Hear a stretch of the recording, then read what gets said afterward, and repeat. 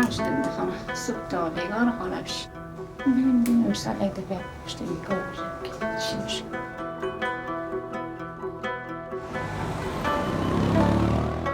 نوزه کنم زده بخواب نوشتم کنم خدا نوشتم یک دقیقه تو یک دندانهش را زیاد رفته تو ننه هوا تمام تلاش خود کرد که من مثل او کلان نشوم. من درس خواندم و خبرنگار شدم. حالی که بالاخره تصمیم گرفته برای خودش کاری بکنه، من در کنارش می باشم.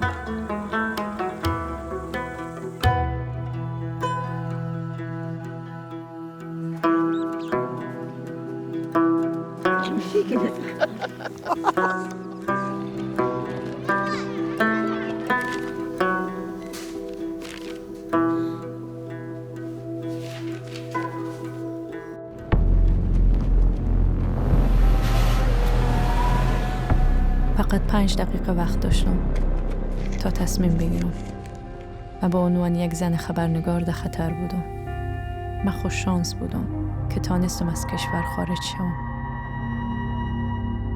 بی سوادای پدر نالد رفت اینا اکمان دی دختر رو بچرا اینا رو چکار شد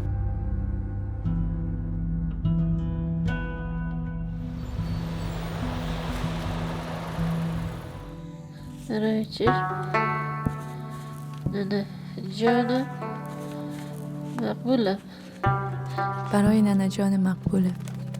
مدت 4 ماه شد مدت 4 ماه شد که همدیگر را ندیدیم.